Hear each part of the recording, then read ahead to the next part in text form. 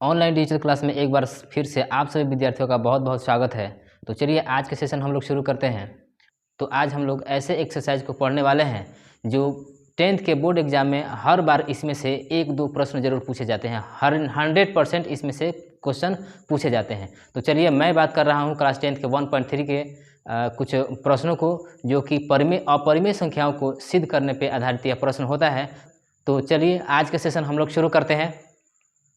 तो देखिए यहाँ पर मैंने उस प्रश्नों को लिख दिया है। प्रश्नावली 1.3 का है और सिद्ध कीजिए कि निम्नलिखित संख्याएं अपरिमेय संख्या है। ठीक है, तो इसमें एक चीज़ आप लोग ध्यान दीजिएगा। देखिए इसको हमने मार्कर लगाया है कि ये एक टाइप ये है और यहाँ से यहाँ तक एक टाइप ये है और यहाँ पर एक टाइप ये है।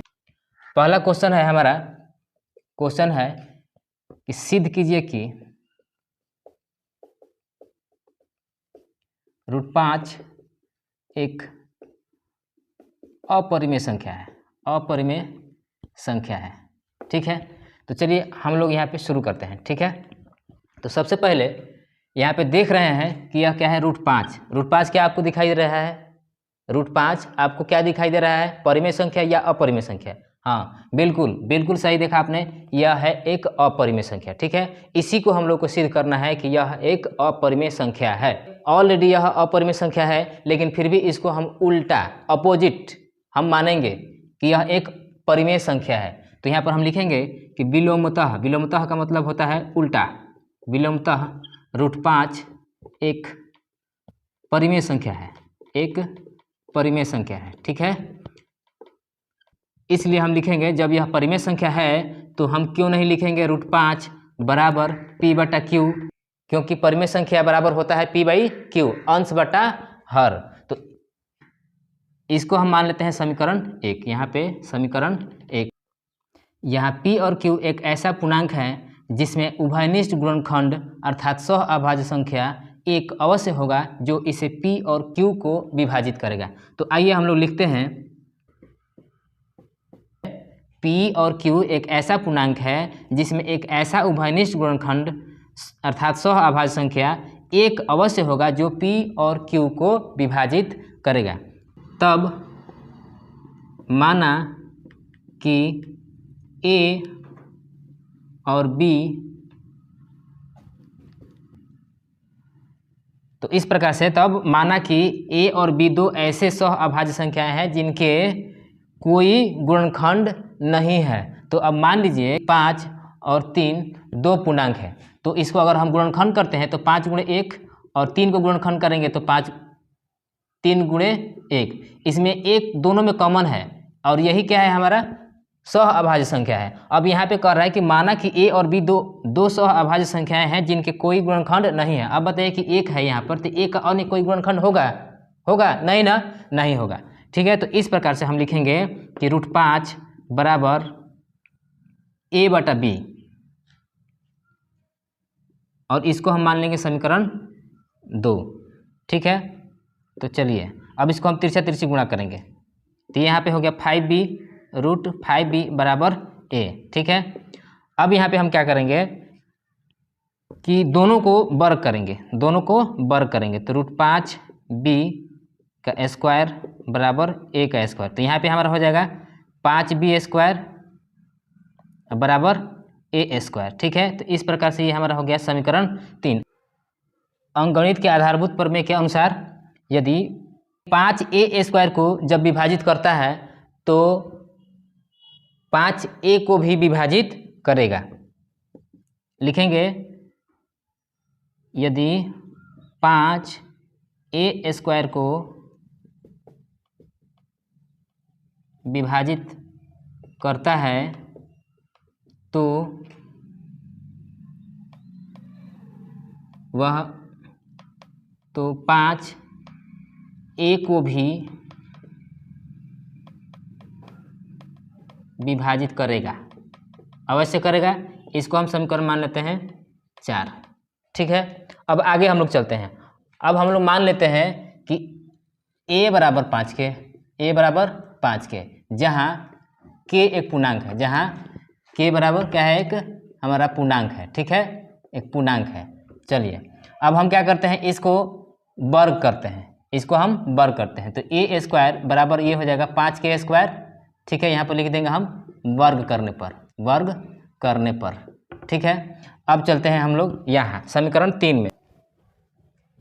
तो यहाँ पर अब देखते हैं कि समीकरण 3 में कि ए स्क्वायर बराबर 5b स्क्वायर है। ठीक है, तो ए का मान हम यहाँ पे लिखेंगे, तो ए बराबर क्या है हमारा 5b स्क्वायर। तो यहाँ पर लिखेंगे कि 5b स्क्वायर बराबर 25k स्क्वायर, और यहाँ पर हम लिखेंगे कि समीकरण 3 से ए स्क्वायर बराबर 5b स्क्वायर। ठीक है, चलिए अब इसको हम आगे सॉल्व करते हैं। बी स्क्वायर बराबर ये 5 25 यानी कि 5k स्क्वायर हो जाएगा। अंगणित के आधारभूत पर में से इस प्रकार से समीकरण हो गया हमारा 5।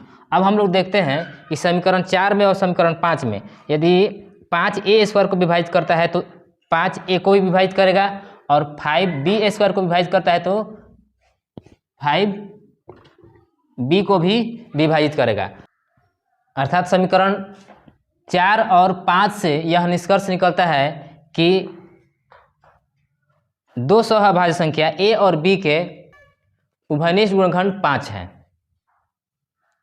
जबकि हमने यहाँ पे माना था कि तब माना कि a और b दो सहअभाज्य संख्याएं हैं जिनके कोई गुणनखंड नहीं है, लेकिन यहाँ पे समीकरण 4 और 5 से यह निष्कर्ष निकल रहा है कि दो सहअभाज्य संख्या ए बी के एक उभयनिष्ठ गुणनखंड 5 है, जो कि हमारे मान्यता के विपरीत है। यहाँ पे हम लिखेंगे कि समीकरण 4 और 5 से यह निष्कर्ष निकलता है कि ए और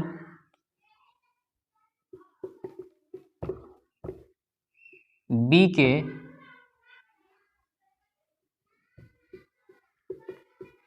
उभयनिष्ठ गुणनखंड 5 है।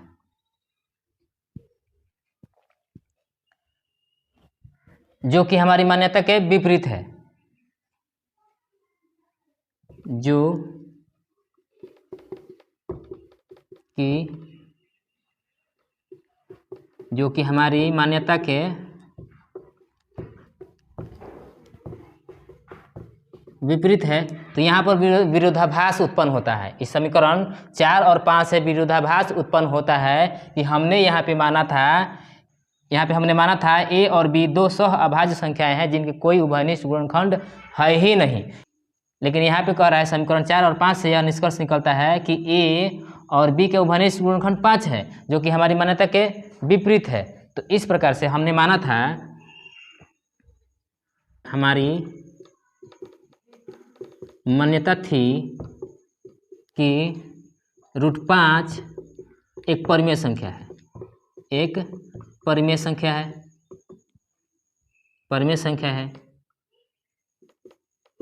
जो कि गलत है। हमने माना था कि √5 एक परिमेय संख्या है, जो कि हमारी मान्यता के बिल्कुल अपोजिट है, बिल्कुल उल्टा है। तो इसलिए √5 क्या है? √5 एक अपरिमेय संख्या है। यहाँ पर हम लिखेंगे इसलिए कि √5 एक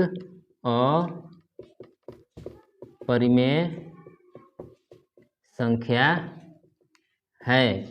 और इस प्रकार से यह प्रूव्ड हो गया हमारा कि √5 एक अपरिमेय संख्या है। जब तक असत्य नहीं होगा तब तक सत्य का प्रूफ नहीं हो सकता है। यह ऑलरेडी पहले से ही अपरिमेय संख्या है, लेकिन हमने इसके अपोजिट मान लिया कि यह एक परिमेय संख्या है, क्योंकि झूठ को साबित करने के लिए सत्य की जरूरत पड़ती है। ठीक है, झूठ को साबित करने के लिए सत्य की आवश्यकता पड़ती है। इस प्रूफ में माना गया था कि √5 एक परिमेय संख्या है। काहे के लिए इसको माना गया था? तो इसको सिद्ध करने के लिए, ना बाबू तुम वही हो, तो जो तुमको पहले से कहा जाता है कि तुम अपरिमेय संख्या हो तो हो, लेकिन उसको सिद्ध करने के लिए परिमेय संख्या माना गया था, जो कि हमारी मान्यता के विपरीत था। इसलिए √5 एक अपरिमेय संख्या है।